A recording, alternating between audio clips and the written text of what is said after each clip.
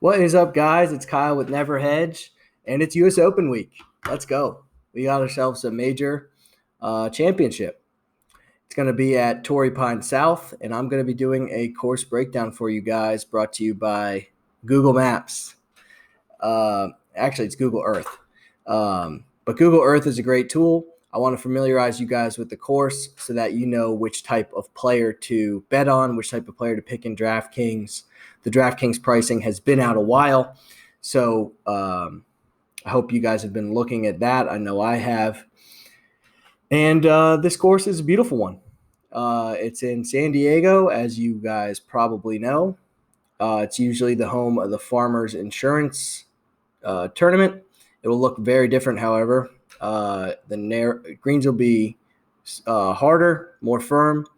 The fairways will be more narrow, and the rough will be thick. We have guys like Xander Schauffele already tweeting and posting on his Instagram his ball just completely disappearing in the Kikuyu rough. So we got a par 71 this week. It's going to play 7,650 yards. So it's going to favor your bombers. But I heard from I was listening to Tour Junkies. They had Webb Simpson's caddy on, and he was saying he heard a rumor that the rough was going to be thicker up by the greens. So it's going to incentivize guys to lay up to avoid that. They don't want what happened last year with Bryson just bombing and gouging the course. They don't want that to happen again. There's going to be 156 players in the field. The top 60 and ties make the cut. Like I said, it's Kikuyu rough. It's going to be very, very thick. It's going to be small greens with Poana greens. The U.S. Open was held here in 2008, and there was only two players under par, and that was Tiger Woods and Rocco Mediate. No surprise there with Tiger Woods in 2008 being under par. With that said, we'll jump right into the course breakdown. The first hole is a par 4, 446 yards. Last time out, it was the third hardest on the course.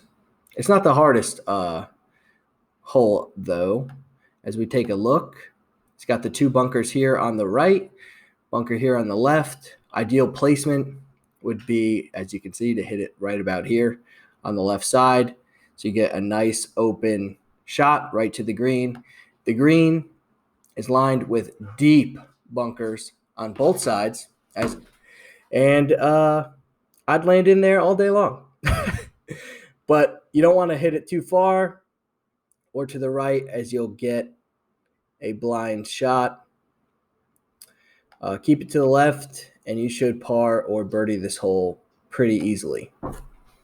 That brings us to the par 4 second hole. It's a par 4, 387 yards, so it's way, way shorter than the first. Guys will probably try to rip driver. They recommend on Torrey Pines' website to club down. I don't see guys doing that here. There are deep, deep bunkers. This one on the left is long. I would definitely be in there. This is a deep one on the right. Again, we have two bunkers lining the hole. We got the trees everywhere on this hole, but it is short enough where guys will bomb and gouge this hole. 387 yards, guys are going to rip it. That brings us to the first par 3. It is a long par 3, plays about 200 yards. It's downhill, and it's probably the most beautiful hole on the course. If you could see here, as you look from the green, we got the view of the ocean and the cliffs. It's downhill, plays about 200 yards, and it could be as short as a 9-iron or as long as a wood off the tee. That depends on the wind. Most guys, will probably play 7, 8-iron. You don't want to hit it short because you will land in the bunker. Most greens here are lined with bunkers. You got to be good out of the sand to play here. Got to have good approaches to play here. That's basically the story of the course. The next hole, par 4, 486 yard, par 4. It's the only hole that lines the coast completely. As you can see, you don't want to hit it to the right because you could land in these bunkers here. Don't want to hit it left or you'll end up off the cliff. I'd be in the freaking ocean if I'm playing this hole. So it's pretty long, 486 yards. It's a little bit of an easier hole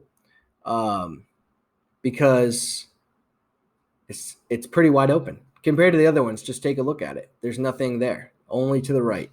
The pros aren't worried about going off this cliff. They're good enough to avoid that. That takes us to the par 4, 452-yard par 5. Fifth hole, par 4, 452, fifth hole. It's back to the formula bunkers on both sides, as you can see. Lines both sides of the fairway and both sides of the green. This is going to be a easier hole. Had more birdies than any other par 4 on the front 9. Pretty basic hole. Like I said, with the bunkers, you got to be a sand player if you're going to play here. That brings us to the 6th hole. If I can find it, it's right here. That's going to be a long par 4, 515 yards. Actually, sorry, it's a par 5. No, it was a par 5 during the Farmers Insurance Open. It ranks as the easiest hole for them, but they're turning it into a par 4 because they have to step up their game. It's a freaking major. Let's go. So this could bring some carnage. Easiest par 5, which means some guys will get it. It's pretty open. You have the bunkers here. You still do want to hit it on the left side because it's a dog leg. You want that view of the hole. But even if you bomb it, you still will be left with a long iron. It's kind of the story of the course. You're going to need long irons. You're going to need approach. You're going to need out of the sand because even if you're the best approach player out there, you're going to end up in the sand here. There are 1, 2, 3 bunkers guarding the 6th hole. That brings us to the 7th hole, which is a par 4, 460.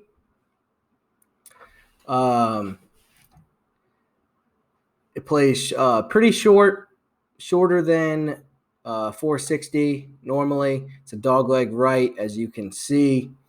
We got the cliff here on the right. Not many bunkers, not as many bunkers as the other holes. The green is guarded by a deep bunker, though. I'll zoom in and show you guys this one. We'll zoom in. So look at this thing. You get in there, it may take you 2 to get out. That's the trickiest part of this 7th hole. So that brings us to our 8th hole. If I can find it. Here we go. The 8th hole is a par 3. And it's a shorter par 3, shorter than the first. It's 173 yards.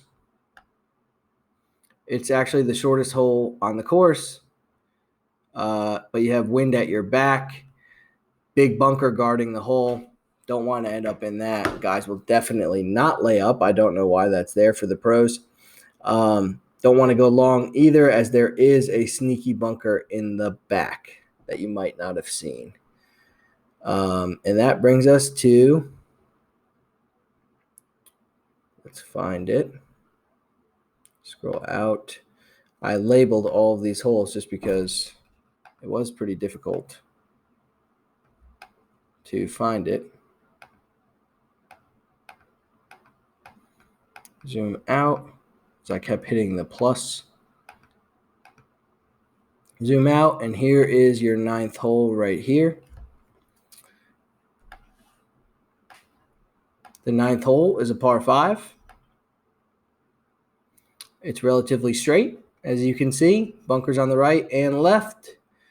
It was lengthened recently, and these bunkers were added. It's tree-lined on the right. You got the parking lot on the left. You've got massive bunkers again guarding the hole. There's a risk here because you don't want to bounce your second shot because you end up in these bunkers. Guys are going to rip it here. Guys like Bryson, all of them, they're going to try to rip it down.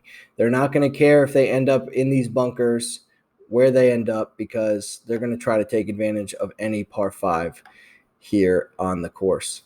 That's our front nine. I hope you enjoyed it.